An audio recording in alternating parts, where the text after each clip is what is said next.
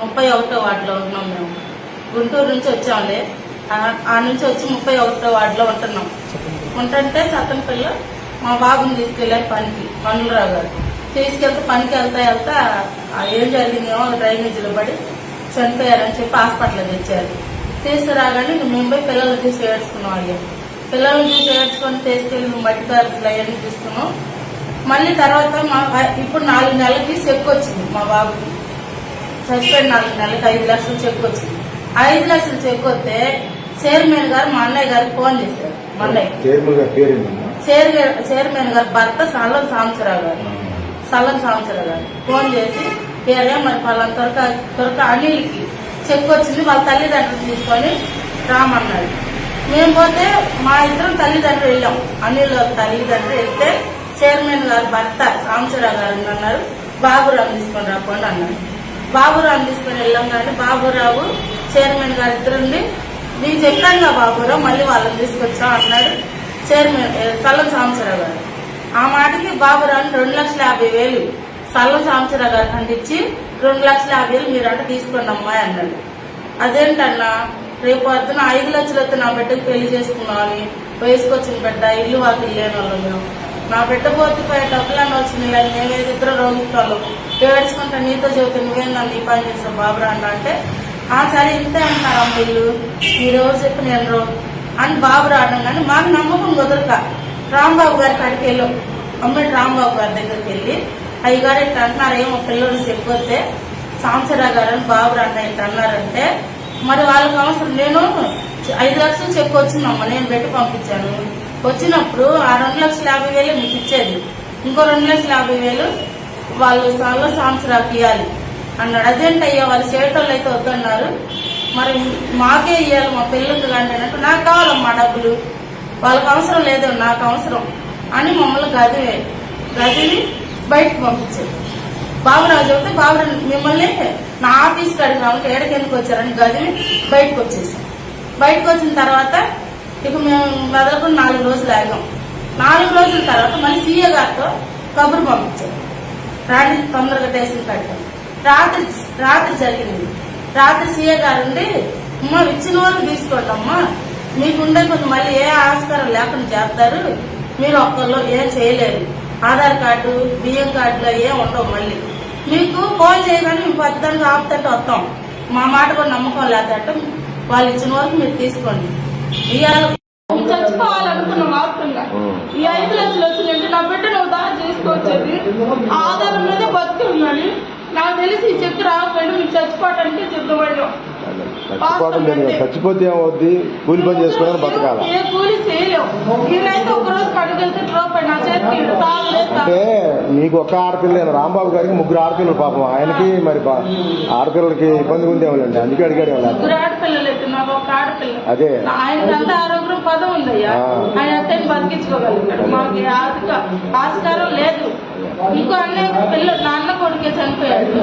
ఆ అన్నయ్య కంటే ఆయనకు అసలు చెక్కే రాకుండా చేసేది వయసు చిన్న వయసు అని. మేము ఆయన వాళ్ళు ముందుకు రాకుండా మేము మాట్లాడాలి. నాకు కావాలమ్మా, వాళ్ళకి అవసరం ఎట్లా చేయటం, వాళ్ళకి అవసరం లేక నాకు కావాలి. అంబటి రాంబాబు గారు ఈ మాట అన్నాడు. ఆ మాటకి నాకు భలే ఏడుపు వచ్చి ఇక నేనేం మాట్లాడలేక బయటకు వచ్చేది. అంతలోకి మమ్మల్ని బాబు రావచ్చి నా ఆఫీస్ కాడ ఉన్నామంటే మీరు ఎందుకు వచ్చారు అని మాట్లాడు. 31వ వార్డులో ఉంటున్నాం మేము. గుంటూరు నుంచి వచ్చాంలే. ఆ నుంచి వచ్చి 31వ వార్డులో ఉంటున్నాం. ఉంటుంటే సత్తనపల్లి మా బాబుని తీసుకెళ్లారు పనికి, పన్నులరావు గారు తీసుకెళ్తే పనికి వెళ్తా ఏం జరిగిందేమో డ్రైనేజీలో పడి చనిపోయారని చెప్పి హాస్పిటల్ తెచ్చారు. తీసుకురాగానే మేము పోయి పిల్లలు తీసి ఏడ్చుకున్నాం. అయ్యా పిల్లల్ని తీసి ఏడ్చుకొని తీసుకెళ్ళి మట్టి కారులు అవన్నీ తీసుకున్నాం.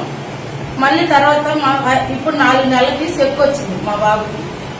చచ్చిపోయిన 4 నెలలకి 5 లక్షలు చెక్ వచ్చింది. 5 లక్షలు చెక్ వస్తే చైర్మన్ గారు మా అన్నయ్య గారికి ఫోన్ చేశారు. మా అన్నయ్య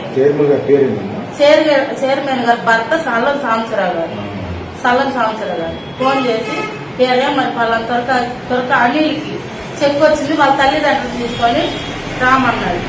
మేము పోతే మా ఇద్దరం తల్లిదండ్రులు వెళ్ళాం. అనిల్ తల్లిదండ్రులు వెళ్తే చైర్మన్ గారు భర్త సాంబశివరావు గారు అన్నారు, బాబురావు తీసుకొని రాకుండా అన్నారు. బాబురావు తీసుకొని వెళ్ళాం. కానీ బాబురావు చైర్మన్ గారు ఇద్దరుండి నేను చెప్పానుగా బాబురావు మళ్ళీ వాళ్ళని తీసుకొచ్చాం అన్నాడు చైర్మన్ సల్లం సాంబశివరావు గారు. ఆ మాటకి బాబురావుని 2,50,000 సల్లం సాంబశివరావు గారు ఖండించి 2,50,000 మీరు అట తీసుకోండి అమ్మాయి అన్నాడు. అదేంటన్నా రేపు పొద్దున 5 లక్షలతో నా బిడ్డకు పెళ్లి చేసుకున్నామని వయసుకొచ్చిన బిడ్డ ఇల్లు వాకిలు లేని వాళ్ళు మేము నా బిడ్డ పోతే డబ్బులన్నీ వచ్చినాయి అని మేమేది ఇద్దరు రోగిస్తాను ఏడ్చుకుంటా నీతో చెబుతా నువ్వేందా నీ పని చేసావు బాబురా అన్న అంటే సరే ఇంతే అంటున్నారు అమ్మ ఇల్లు మీరెవరు చెప్పి నేను అని బాబు రావడం కానీ మాకు నమ్మకం కుదరక రాంబాబు గారి కాడికి వెళ్ళాం. అమ్మటి రాంబాబు గారి దగ్గరికి వెళ్ళి అయ్యగారు ఇట్లా అంటున్నారు ఏమో పిల్లలు చెప్పొస్తే సాంబశివరావు గారు అని బాబు అన్న ఇట్లా అన్నారంటే మరి వాళ్ళకి అవసరం నేను 5 లక్షలు చెక్ వచ్చిందమ్మా నేను పెట్టి పంపించాను. వచ్చినప్పుడు ఆ 2,50,000 మీకు ఇచ్చేది ఇంకో 2,50,000 వాళ్ళు సాంబశివరావుకి ఇవ్వాలి అన్నాడు. అదేంటయ్యా వాళ్ళు చేయటోళ్ళు అయితే వద్దన్నారు మరి మాకే ఇవ్వాలి మా పిల్లలకి కానీ అన్నట్టు నాకు కావాలమ్మా డబ్బులు వాళ్ళకి అవసరం లేదు నాకు అవసరం అని మమ్మల్ని గదిని బయటకు పంపించారు. బాబురావు చెబితే బాబురావు మిమ్మల్ని నా ఆఫీస్కి అడిగినాము ఏడకి ఎందుకు వచ్చారని గదిని బయటకు వచ్చేసాం. బయటకు వచ్చిన తర్వాత ఇక మేము మెదలకుండా 4 రోజులు ఆగాం. 4 రోజుల తర్వాత మళ్ళీ సీఏ గారితో కబురు పంపించారు రాత్రి తొందరగా టేషన్ కట్టాం. రాత్రి జరిగింది. రాత్రి సీఏ గారు ఉండి అమ్మ ఇచ్చిన వాళ్ళు తీసుకోండి అమ్మా మీకుండే కొంచెం మళ్ళీ ఏ ఆస్కారం లేకుండా చేస్తారు మీరు ఒక్కళ్ళు ఏం చేయలేరు ఆధార్ కార్డు బియ్యం కార్డులో ఏం ఉండవు మళ్ళీ మీకు ఫోన్ చేయగానే మేము పద్ధతిగా ఆపుతట్టు వస్తాం మా మాట కూడా నమ్మకం లేదట వాళ్ళు ఇచ్చిన వరకు మీరు తీసుకోండి చచ్చిపోవాలనుకున్న మాత్రంగా ఈ 5 లక్షలు వచ్చిందంటే నా బిడ్డ నువ్వు దారి చేసుకొచ్చేది ఆధారం మీదే బతికి ఉన్నాడు నాకు తెలిసి ఈ చెక్ రాకపోయినా మీకు చచ్చిపోవటానికి సిద్ధపడ్డాం. చచ్చిపోతే ఏమవుద్ది కూలి పని చేసుకుని బతకాల ఏ కూలి చేయలేవు నేనైతే ఒకరోజు కడుగెళ్తే రూపాయి నా చేతికి అంటే మీకు ఒక ఆడపిల్ల రాంబాబు గారికి 3 ఆడపిల్లలు పాపం ఆయనకి మరి ఆడపిల్లలకి ఇబ్బంది ఉందేమోనండి అందుకే అడిగాడు 3 ఆడపిల్లలు అయితే నాకు ఒక ఆడపిల్ల అదే ఆయనకి అంత ఆరోగ్యం పదం ఉందయ్యా ఆయన అత్తని బతికించుకోగలుగుతాడు మాకు ఆస్కారం లేదు.